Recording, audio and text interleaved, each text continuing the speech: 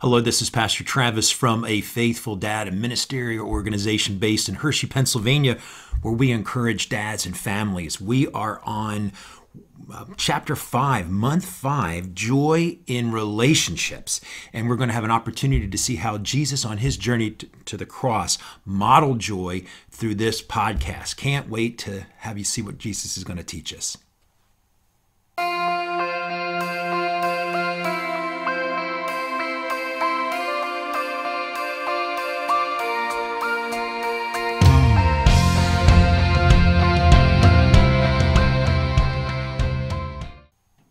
I'm so excited to be able to continue here with chapter 5, joy in relationships. And this is all based upon our guide, a family guide to joy in all circumstances. You know, the question we've been addressing this entire study and all the way up until chapter 12 is simply this: how can I know joy in all circumstances?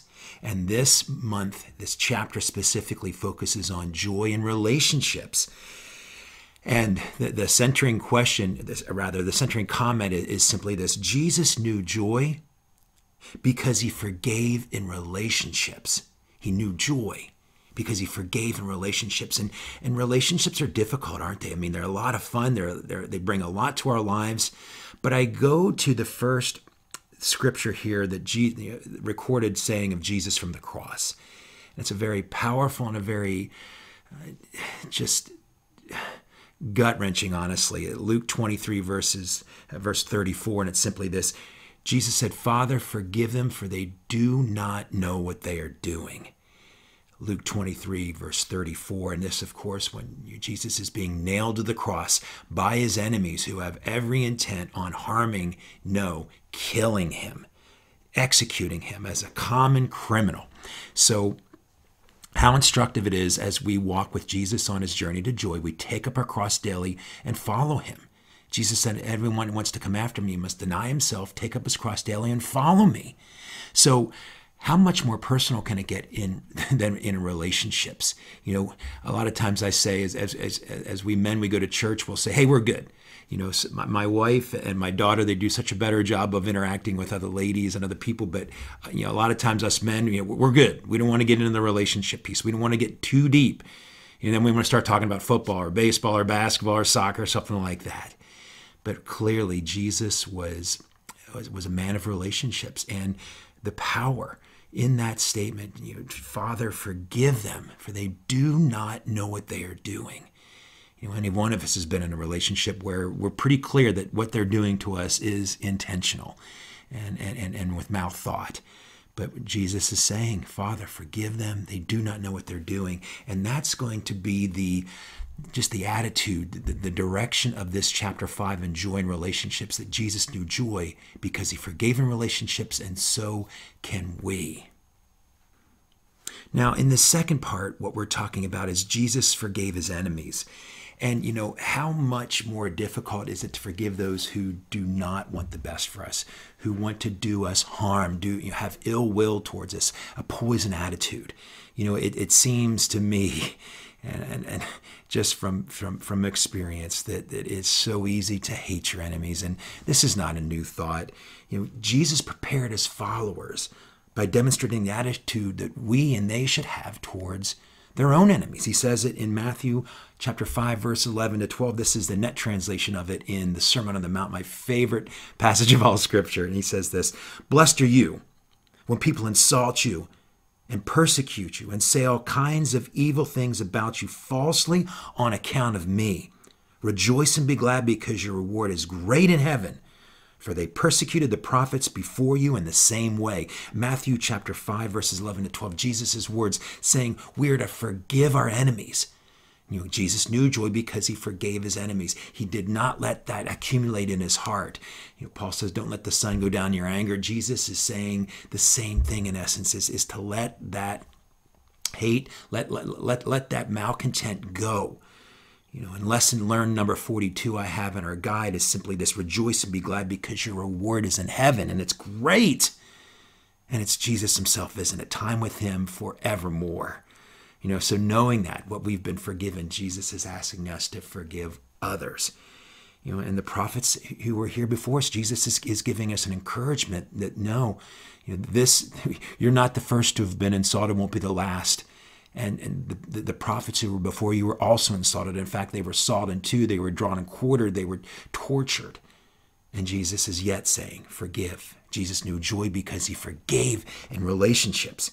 So lesson learned 43 is this: you are not alone in your suffering at the hands of your enemies. Now Jesus is not saying we're to be doormats. We're not just to lie there and take it. And he boldly confronted people in their sin, especially the Jewish leaders in their hypocritical ways. He said, "But woe to you, scribes and Pharisees, hypocrites, because you shut off the kingdom from people. For you do not enter in yourselves, nor do you allow those who are entering to go in." Matthew 23:13. So that's a very powerful message for us that we can forgive our enemies always. And when we come back, we'll talk about how Jesus also forgave another important group of people, his own disciples.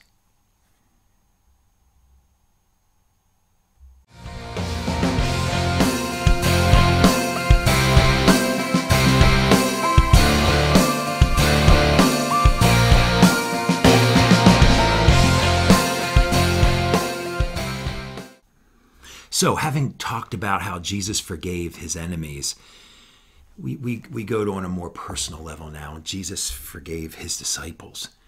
We're talking here in view of the 12, but certainly it's that circle of friends, the people that are closest to us. These disciples walk with him through his earthly ministry. And Jesus forgiving Peter, as we know, Peter disowned Jesus 3 times, just as Jesus foretold that it would happen. To me, it's one of the most poignant moments of the Bible, one of the most tenderest. Right? Just before his agonizing time in Gethsemane, Jesus predicted that Peter would deny him. And I read here from Matthew 26:31-34. Then Jesus told him, "This very night you will all fall away on account of me, for it is written, I will strike the shepherd, and the sheep of the flock will be scattered. But after I have risen, I will go ahead of you into Galilee." Peter replied, "Even if all fall away on account of you, I never will." "Truly, I tell you," Jesus answered, "this very night, before the rooster crows, you will disown me 3 times. Ouch. Matthew 26:31-34. So sadly, just as Jesus foretold, Peter denied Jesus 3 times. That's rough. And here we read in the account of Luke chapter 22, verses 60-62. But Peter said, "Man, I don't know what you're talking about." Just then, while he was still speaking, a rooster crowed. Then the Lord turned and looked straight at Peter. And Peter remembered the word from the Lord and how he had told him, "Before a rooster crows today, you will deny me 3 times." So Peter went outside and cried bitterly. Wow. That's difficult. Jesus knew joy because he forgave. He forgave in relationships. And we see that on display here in John 21, verses 15-17. When they had finished eating, Jesus said to Simon Peter, "Simon, son of John, do you love me more than these?" "Yes, Lord," Peter said. "You know that I love you." Jesus said, "Feed my lambs." Again, Jesus said, "Simon, son of John, do you love me?" Peter answered, "Yes, Lord, you know that I love you." Jesus said, "Take care of my sheep." The 3rd time, Jesus said to him, "Simon, son of John, do you love me?" Peter was hurt because Jesus asked him the 3rd time, "Do you love me?" Peter said, "Lord, you know all things. You know that I love you." And Jesus said, "Feed my sheep." John 21, verses 15-17. Peter received not only the joy of being forgiven, but also the joy of being commissioned to witness to thousands. And the lesson learned 48, it's this: when we forgive others, especially those closest to us, we please God and impact the kingdom in unimaginable ways. That is a powerful lesson for us, that Jesus forgave his enemies, he forgave his disciples, so we should forgive our enemies. We should forgive those who are closest to us. So we're continuing to talk about Jesus' joy in relationships, and this paramount of all, Jesus' relationship with his Father. Joy in relationships, it is an exercise in joy. It's a relationship in joy that models what true love, what perfect love is. And I can say this, God knew that humankind could never save itself. There was nothing we were going to do. We know the Apostle Paul says, "For it is by grace you have been saved through faith, and it's not from yourselves. It is a gift of God, not by works, so that no one can boast." Ephesians 2:8-9. So God knew that we humans would never have an opportunity to save ourselves. We were hopelessly lost. And he knew that there needed to be a sufficient payment for our sinful nature. Now, God is love. There is no doubt he is love, but he is also just. One of my friends would oftentimes say, "Hey, Travis, if God is love, then how can he condemn people to hell?" And that's a question we have, isn't it? How does this loving God condemn people to hell? God is love, but he is also just. He demands, he cannot just look past sin. Someone had to pay. So in God's wisdom, he conceived a plan to save humans from their sin by making Christ a suitable sacrifice. Talk about a godly relationship, the Trinity conferring on this. And 2 Corinthians 5:21 shares, "For God made Christ, who never sinned, to be the offering for our sin, so that we could be made right with God through Christ." 2 Corinthians 5:21. That's so humbling. That's so amazing that God sent his own son, Jesus, and the relationship the Father and the Son had. The Son, his relationship was so perfect, and his love for us so deep that in obedience to the Father, Jesus came to earth to spill his blood for the forgiveness of sin. Matthew 26, the disciple Matthew says in 26:27-8, "And Jesus took a cup, and when he had given it thanks, he gave it to them, says, 'Drink of it, all of you, for this is my blood of the covenant, which is poured out for many for the forgiveness of sin.'" And that's Matthew 26:27. So that forgiveness to me is his unfathomable love for us, which the Apostle John defines in 1 John 4:10. This is love. Not that we love God, but that he loved us and sent his son as an atoning sacrifice for our sin. So therefore, this is my conclusion. The evidence is overwhelming. Jesus knew joy because he forgave in relationships. And as Jesus forgave, we are modeling his behavior, taking up our cross, proverbial cross, our burdens, our sorrows, our trials, our difficulties, and we are walking with Christ. And in that forgiveness, we have release. We have sanctification, being made more and more holy, being made his image. Is there someone that you need to forgive right now? Is there someone right now that you've held on to for a day, for a month, for a decade, maybe for a lifetime, that you just need to forgive? And what I would encourage you is, just as Jesus forgave in relationships and knew joy, we can do the same, and so can you.